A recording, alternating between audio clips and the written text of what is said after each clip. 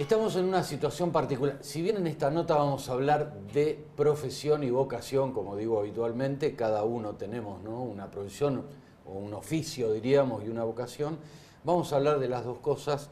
Nos vamos a detener en lo que es la parte política, ¿no?, y analizar este momento que estamos viviendo en nuestro país. Y después vamos a terminar en lo que es la parte de vocación, que es muy distinta, lógicamente, una de otra.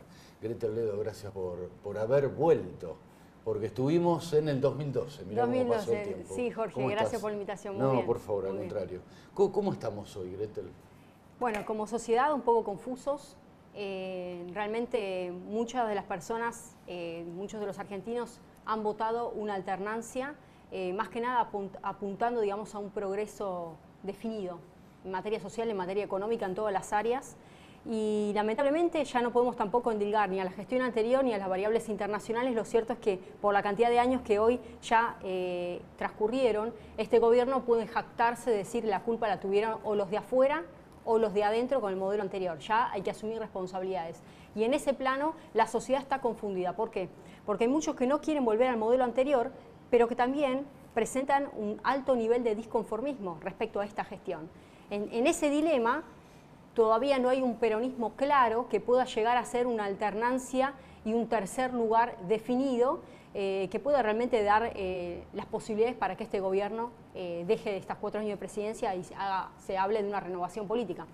En ese sentido, podemos decir que la responsabilidad es parte de la oposición, es compartida, voy a decir que es compartida, hay responsabilidades compartidas de la ciudadanía en su conjunto, que quizás no avisoró esto con tiempo, en el afán, digamos, de querer comprar promesas de campaña y todavía no sabía ni cómo instrumentarse, cuando desde el primer día se dijo la inflación en este gobierno no va a ser un problema.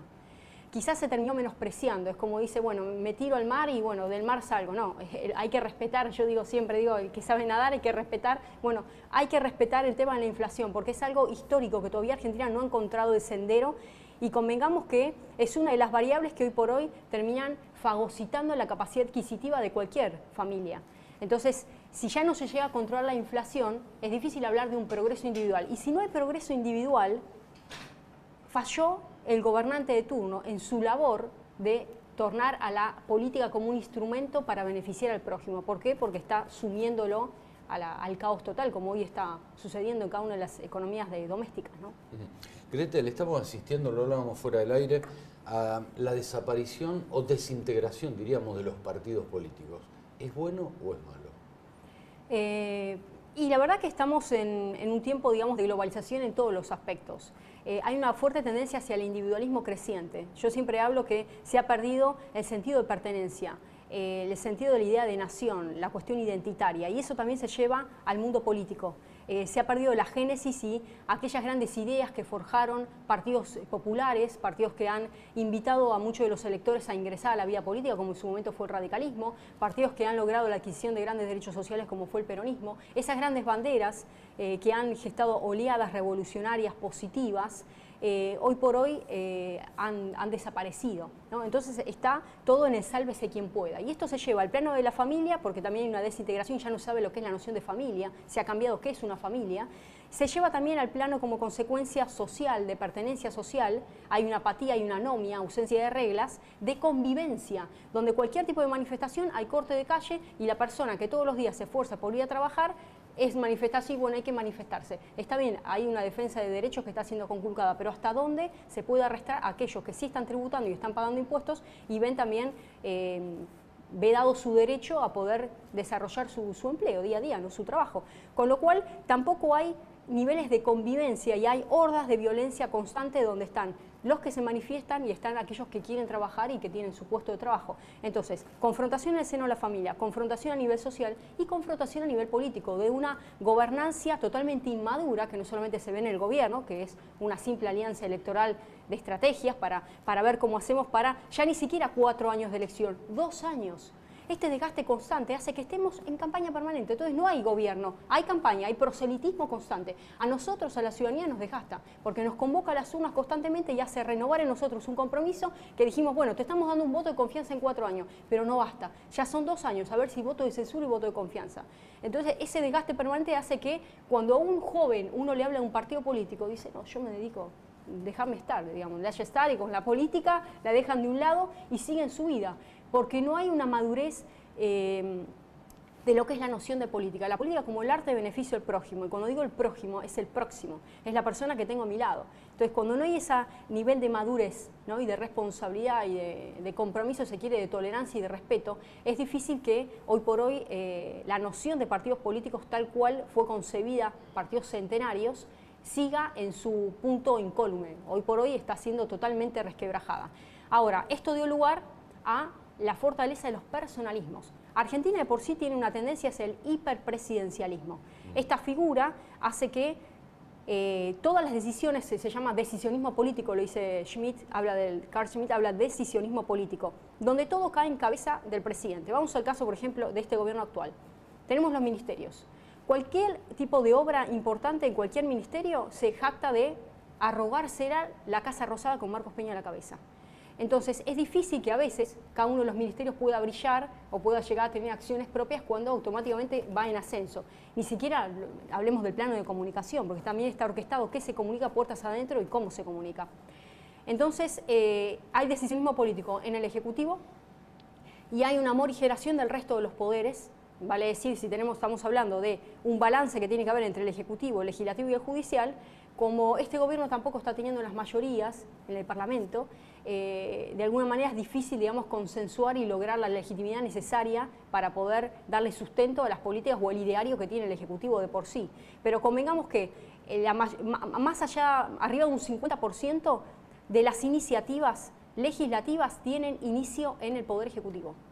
O sea, volvemos al decisionismo. No es que el Parlamento constantemente promulga, no. La mayoría de las iniciativas emanan del Legislativo y entran como proyectos de ley, ingresan al Legislativo y automáticamente salen, por supuesto que sí, la mayoría de las veces. Porque el que dictamina y el que configura las políticas de Estado es el Ejecutivo.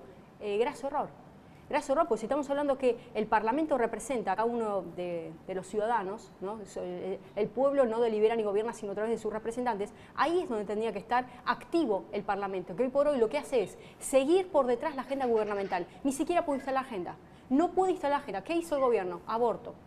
Después el tema de la reforma tributaria, reforma fiscal y tantas cuestiones que ha querido incentivar y lo ha metido por mesa de entrada. No se pasa, acá no pasa por poner el sello mesa de entrada de ingreso del expediente.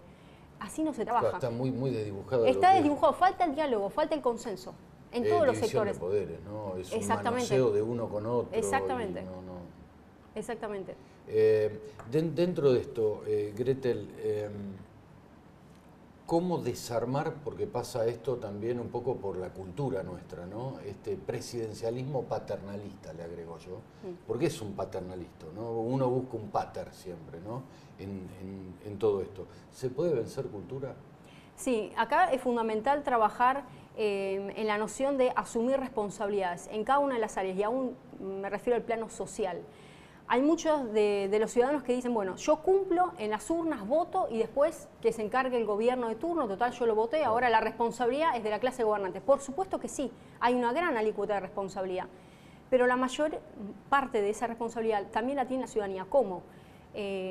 Cumplir con los impuestos, ser un buen ciudadano, el respeto, digamos, en la vía pública, el trato hacia el prójimo, realizar un buen trabajo, no quedarse solamente conforme con el trabajo que se realiza día a día, sino poder emprender y gestionar y gestar, digamos, una idea de proyección constante donde haya una idea productiva, digamos, en el seno también de las propias empresas, darle participación a los trabajadores, de las ganancias también, ¿no? Que no solamente sea el sueldo, sino que se lo incentive a trabajar a través de que sea parte de la renta que gane el empresario de turno. Hay que hacer todo un sistema donde haya una responsabilidad compartida para un crecimiento y una visión de país. Y eso hoy existe. El mundo político totalmente deslindado de lo social, es como una jauría política y la ciudadanía solamente espera las elecciones, se acuerda de cuándo hay que votar y no hace su parte, vuelvo a decir. Entonces, tiene que haber una cuestión de responsabilidades compartidas, tanto a nivel social como a nivel político. Es el sistema político y el sistema social. Como decía Parsons, tiene que haber un equilibrio en todos los sistemas. Está el sistema económico, político, social, educativo, tiene que haber diálogo y ahí también cumple un lugar fundamental la academia, ¿no? Hay muchos de los dirigentes que hoy por hoy se están acercando a las universidades para decir, bueno, 1000 propuestas de campaña.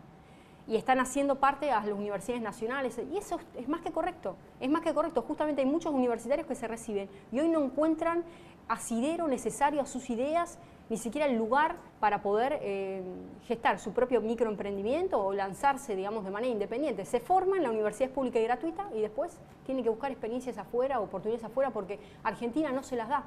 Entonces, si nosotros a nivel país no tenemos claro hacia dónde vamos, a nivel productivo, tendríamos que tener clara esa visión para formar a nivel educativo una oferta, digamos, valga la redundancia, que sea formativa condescendiente con esa visión productiva de país. ¿Qué significa? Por ejemplo, si en la región de Cuyo quiero tener una fortaleza en el área vitivinícola, bueno, tiene que haber toda una formación de los jóvenes y no que haya, no sé, exceso, por ejemplo, de abogados, ¿me explico? Entonces, y que también haya un marco de acuerdo entre el sector productivo, el sector académico y el sector público para un tipo de beneficio fiscal especial para aquellas empresas que tomen a recién recibidos o gente que está en tercer año de la carrera estudiando eso y que se quede en la provincia.